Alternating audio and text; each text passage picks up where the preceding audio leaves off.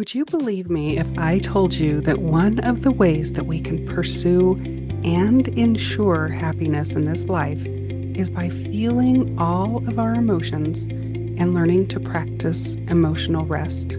Let's talk about it. Welcome to Her Unraveled Life, the podcast for kingdom women seeking less stress. I'm Amy Wadlington, your host. As a holistic life and health coach, mom of two girls, and author who's overcome past trauma and lives with multiple autoimmune conditions, I've experienced the profound change that comes with holistic health and walking with God. In each episode, we explore health, healing, and spiritual growth, unraveling the layers that hold us back and boldly stepping into the vibrant life God intends for us.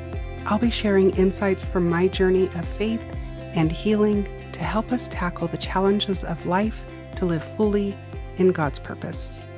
We've talked about physical rest, mental rest, and social rest. Today we're diving into something closer to the heart, emotional rest. I was just listening to a podcast that was fascinating. It was a conversation between Mel Robbins and Tal Ben-Shahar, a Harvard professor who specializes in happiness. What a job, right? He talked about how we often think the next best thing is what will bring us happiness, but it's actually the pursuit of happiness that makes us happier. A study showed that Olympians were happier while pursuing the Olympics than when they actually won a gold medal. He compared happiness to the sun. If we look at it directly, it can hurt our eyes. But if we look at it through a prism, we see a rainbow. That rainbow represents happiness or holistic wellness, which would include spiritual, physical, intellectual, relational, and emotional wellness. Pursuing these aspects of life helps us find true happiness. This ties perfectly into what we've been talking about, finding rest in different areas of our lives and how it contributes to holistic wellness and happiness. Have you ever found yourself parked in your car just outside of your home after a long day, taking a few minutes to yourself before heading inside, or watching reruns of Friends, or scrolling through funny videos to get a laugh? It's not always procrastination or disassociation when we do this. Sometimes these are just ways that we have found that we can rest our emotions. Emotional rest is about taking a break from the emotional demands that pull at us. It can be time alone, stepping back from stressful situations, or talking things out with a friend. It can be journaling, walking in nature, or doing anything that brings you joy. But there's a thin line between avoiding our feelings and removing ourselves enough to rest without avoidance. It's all about intention. Are you hiding from your feelings, or are you genuinely resting? I remember a time when I was grieving. It was a deep, consuming grief that touched every part of my life. The emotional toll was exhausting. I had to learn to feel every wave of sadness, anger, resentment, and confusion. I also had to learn to honor myself by resting from those intense emotions. I would find myself sitting in my car listening to music instead of rushing into the house where responsibilities were surely waiting. Or I would watch movies that would uplift my mood, and I would hang around friends who I knew would bring a smile to my face. I had to be very intentional about it because otherwise my grief would have consumed me. It wasn't about avoiding my emotions. It was about giving myself space to process them when I felt strong enough to face them. I learned that it's important not just to feel our emotions, but to complete them, allowing them to pass through without getting stuck or burying them. There's a powerful book called The Body Keeps the Score, and it talks about how our bodies hold on to emotional traumas. The author discusses the courage it takes to acknowledge our feelings and how this acknowledgement is fundamental to finding inner peace. From a young age, we learn to stuff our feelings away out of fear or embarrassment. The brain's least favorite emotion is humiliation, so we instinctively hide our emotions to protect ourselves from feeling embarrassment or 7 other emotions that we'll discuss soon. But when we stuff our feelings and don't process them, we put our health at risk. Some health issues that can arise from not releasing our emotions are digestive problems, headaches, muscle tension and pain, TMJ, heart disease, high blood pressure and stroke, sleep problems, weight gain, inability to lose weight, and autoimmunity. Neuroscience shows us that the only way to change how we feel is by becoming aware of our inner experiences and learning to take our thoughts captive and change our actions. So many people I know right now are emotionally drained and they're nearing burnout if they're not already there. When we hit emotional burnout, we get stuck in a pattern of hopelessness. Here are 9 ways to get the much needed emotional rest that we all so desperately need. Number 1 is spending time alone. Spending time alone can bring us peace and allow us the space to feel and process our emotions. However, if you are already spending too much time alone, jump to number 2. Number 2 is talk to a trusted friend regularly. Set up a time to meet and ask that friend to help keep you accountable by checking in on you and meeting with you on a regular basis. This could be a friend, an accountability partner, a coach, or anybody that you trust, even a pastor or a mentor. Number 3 is avoid stressful situations and set boundaries. You want to set these boundaries for yourself and for others. And then number 4 is practice self-care. Remember that no is a full sentence. You don't have to say yes to everything. Carve out time for a hobby, read the Bible for 20 minutes every day. I actually have a self-care checklist that I created that I can share the link to in the show notes for you. Number 5 is journal. You can use prompts like the 5 things that I'm grateful for in this moment are, and then write about that, or the people that I'm most thankful are, and this is why. These can really help you. You can also simply label what you're feeling in that moment with I am feeling blank without any shame or judgment. And then write about the sensations that you feel in your body, what comes up with the thoughts with that feeling, and just write about that in your journal.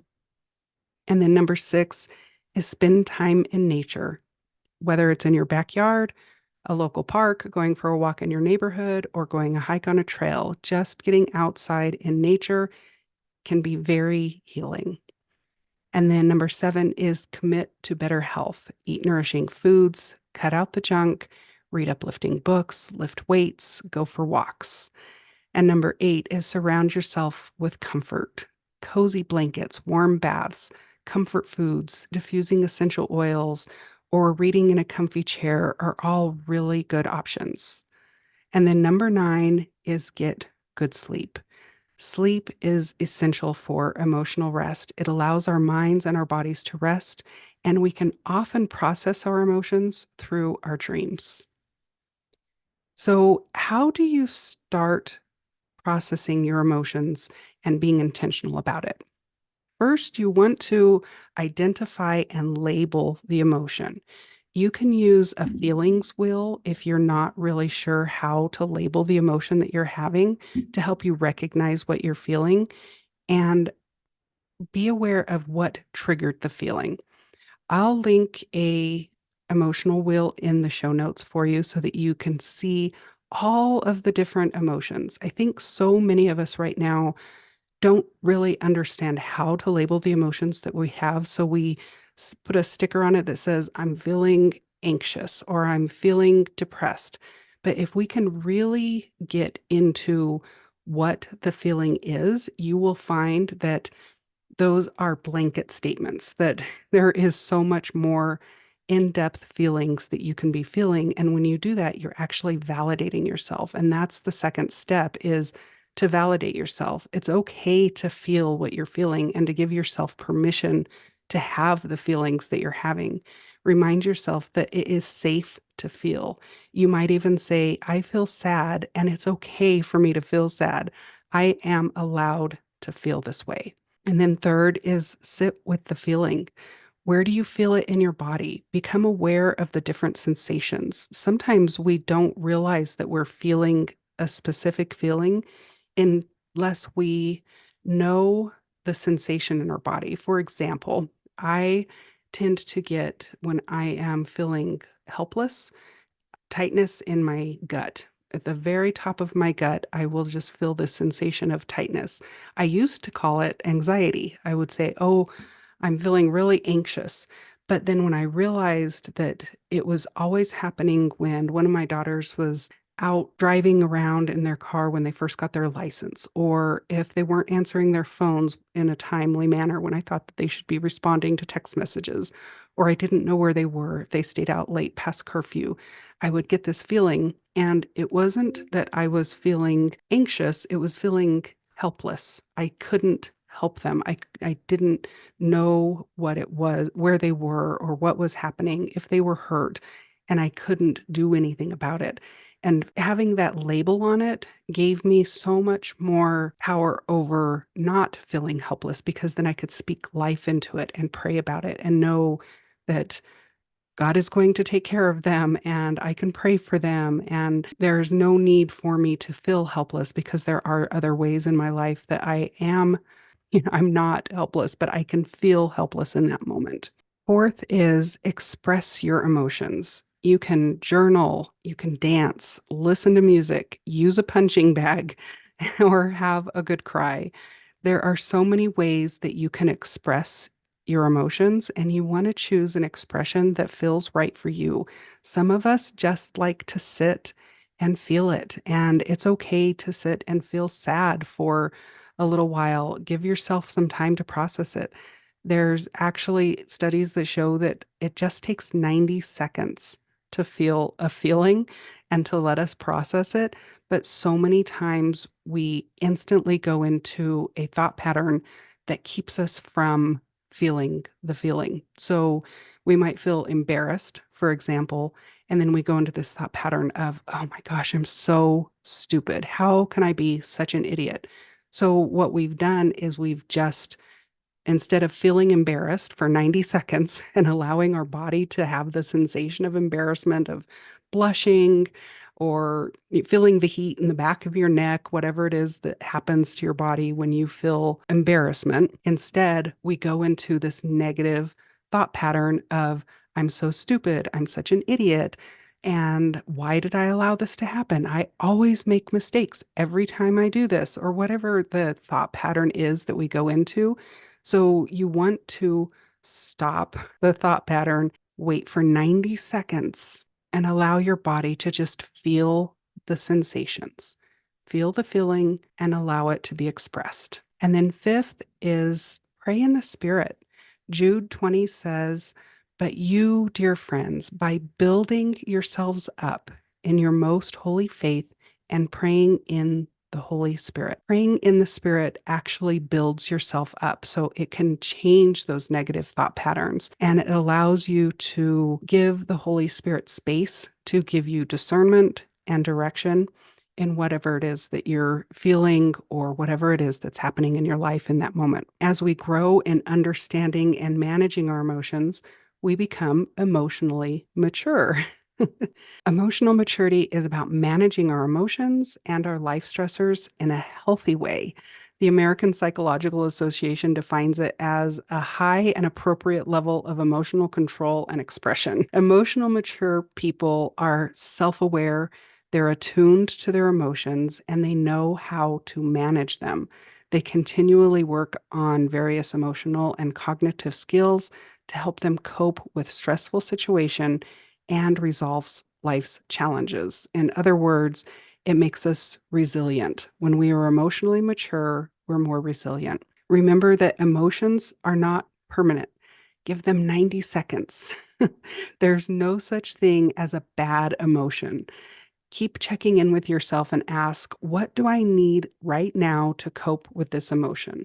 Learning to feel your feelings is a practice. It takes a lot of practice to do, and it requires patience, grace, and kindness towards yourself. Remember from the Taking Every Thought Captive episode that we did a couple of weeks ago that our thoughts lead to our emotions, and our emotions lead to our actions, and our actions lead to our results. Once we're aware of the emotion that we're feeling and the thoughts that are driving those emotions, you can begin to identify patterns and create a framework to find freedom for your mind, your body, and your spirit. As a child, I was very shy and not very confident. I didn't know how to express uncomfortable feelings as a child, and I never brought it into a skill as an adult because I learned as a child not to feel them. I didn't want to ever be a burden to my mom, so I learned how to hide my feelings to protect her from worry. She never made me feel this way. She was very loving. It was just kind of how I was wired. I remember when I was really little seeing her cry, and she probably doesn't remember that at all. And she probably didn't even know I was there in that moment. But I remember thinking that I didn't want to worry her any more than she already was or to be a burden to her. My mom was always very nurturing and very loving. She always spoke life over me, and she has prayed for me every single day of my life. I am very blessed to have the mom that I have. There was never any reason for me to think that I was a burden to her, but that is how the enemy works. He finds our vulnerabilities and he exploits them until they become a deep seated belief or a lie or a stronghold, whatever you want to call it. He came to kill, steal, and destroy, according to John 10:10. And he can whisper lies to us as young children, and then they become deep-seated beliefs for our entire life. And when he can get us to believe those things as young children, his job is done. He doesn't need to keep coming in and bugging us because he's already done everything he needs to. Because I believed for so long that if I would feel these uncomfortable feelings of embarrassment or disappointment or helplessness, sadness, shame, anger, any of those things would that I was a burden. I had this belief that it was a burden to first it started out with my mom as a child, but as I grew up, I didn't want to be a burden to my friends and I didn't want to be a burden to my spouse and I didn't want to be a burden to my own children. So it just became this pattern and a deep-seated belief that I had that if I had these feelings that I was a burden. So I didn't have these feelings, I just buried them deep. And sometimes I wonder why I have all these autoimmune and health issues. And here it is for you on a platter. But if you're avoiding emotions to not become a burden, or if you're avoiding them through food, television, social media, you want to try to lean into the feelings instead and start by understanding why is it so difficult to experience uncomfortable emotions? Just like anything with our health, we want to find the root to it. We want to find the root because if we don't find the root and we just keep, it's just like a weed. If you go outside and you pick the dandelions, they're just going to keep spreading. But if you can get down and you can get to the root of them, you can keep them from growing back every single day. Dandelions are the worst weed about coming back every single day. But if you're avoiding those feelings, you want to learn how to feel them and lean into them instead. And if we can learn to master these 7 emotions, we can master any emotion. Those 7 are sadness, shame, helplessness, anger, vulnerability, disappointment, frustration, and embarrassment. And you want to learn to label the uncomfortable feeling and avoid using words like fear, guilt, or anxiety because they can be too vague and they're really overused. So instead of saying, I'm anxious, identify the emotions more specifically. Instead, say, I'm feeling vulnerable because I might get hurt, or I'm disappointed because I stayed up too late reading and now I won't perform well on the test tomorrow. See how instead of saying, I feel anxious, if you can put a label on it that you're disappointed, then you can just feel that disappointment 90 seconds, allow your body to feel it, and then let it pass. And then you can say, okay, I felt the disappointment.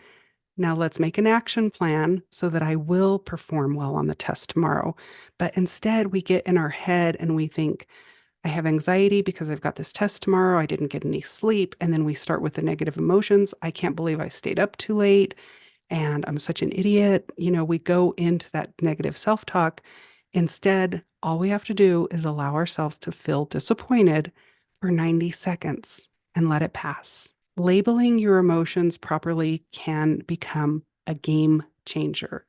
Putting a name to them helps you calm down and be truthful with yourself. When you notice the negative self talk creeping in, that's usually your key that you're avoiding whatever it is that you are supposed to be feeling. And it's usually one of those 7 emotions that we just talked about. You want to ask yourself, what's going on and what is making it so hard for me right now to think, to feel, to know, or to bear? What feeling am I trying to avoid?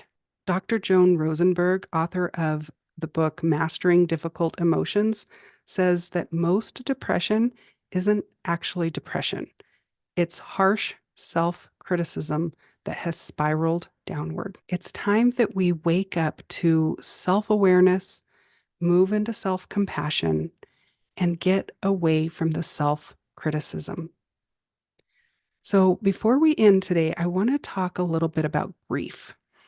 We are all grieving something in this world that we're living right now. It is a crazy world, whether it's the loss of a loved one, possibly the loss of finances, the loss of a job, or changes in our world that we're facing.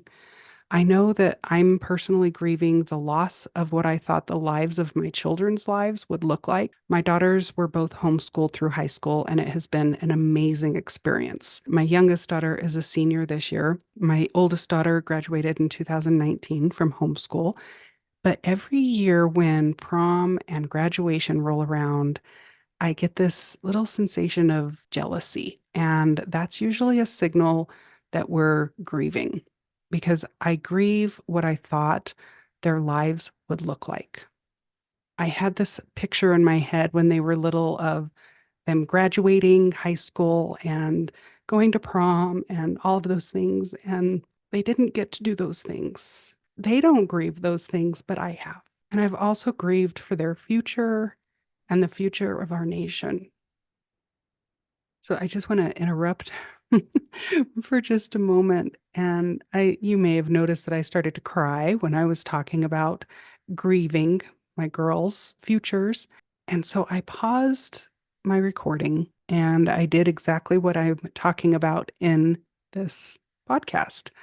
I just gave myself 90 seconds to feel the feeling, to feel the sadness that washed over me thinking about the loss that we had of their futures because they were homeschooled.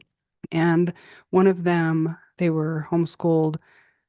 I never thought in a million years that she would be homeschooled, my youngest one, because she loved public school. But after 2020, she just didn't get back into the groove of going to school. She has ADHD and she had trained herself to sit through 8 hours of school, but then 2020 kind of unraveled that for her.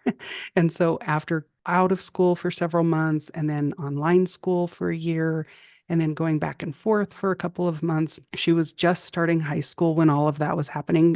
2020, when everything shut down, was March of 2020, and she was an 8th grader. So she didn't get to graduate 8th grade. She didn't get to go visit the high school she was going to attend, but it was just a lot of changes for her. And then when all the dust settled and we went back to quote unquote normal, it what didn't ever go back to normal for her. And so we made the decision to homeschool her. And so I always had this idea in my head that she was going to go through the normal process of the high school years, and she didn't. And so I still grieve the what I thought was going to be for her. And so I just took that moment to allow myself to grieve. And I think during 2020, many of us grieved the loss of normal and we still are, and we're still stuck there. You can see it in our society, the road rage, the rudeness, the anger, the fear. So much of it can be tied to grief and loss. If you're feeling resentful, cynical, bitter, or jealous, you are very likely grieving. So here are some things that we grieve over. We grieve over, obviously, loss, and most people connect grief with loss. But we also grieve over what we got and we didn't deserve, like abuse or a chaotic life, or we grieve what we deserved and didn't get, which would be like praise, love, support. We grieve what never was, which would be like lost opportunities. If you thought that you were going to play a specific sport and you didn't because you were injured, or we grieve what is not now. So we grieve over our current circumstances. I know for me, I thought that my business would be thriving and I would be working full time as a one-on-one coach and be an entrepreneur by now, but I still have a day job and I grieve my current circumstances sometimes.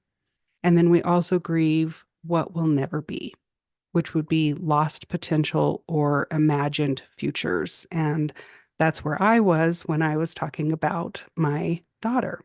So we can only get through grief by allowing ourselves to feel. And we want to dig deeper, not just get on that surface level of allowing ourselves to feel, but what was the impact of the loss across time? What was the impact of the abuse that you received across time? Is there anyone that you need to forgive? Maybe yourself, maybe another person, maybe God, or a leader who maybe led you astray. Living in unforgiveness can actually block you spiritually, and it can hinder your prayers. Mark 11:25 says, "And whenever you stand praying, forgive.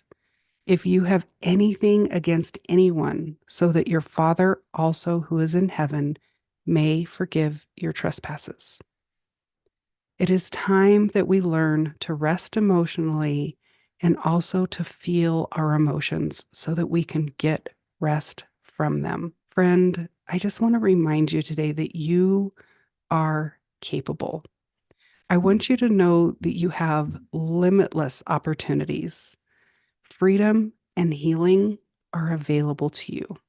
If you are emotionally exhausted, reach out to me. Together, we can uncover what's blocking you and help you find emotional rest so that you can live the stress-free life that you have so desperately been desiring. Thank you so much for listening to Her Unraveled Life. If you enjoyed today's episode, please rate and review this podcast wherever you listen and share it with a friend.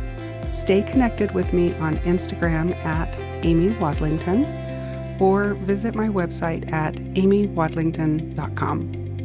Until next time, friend.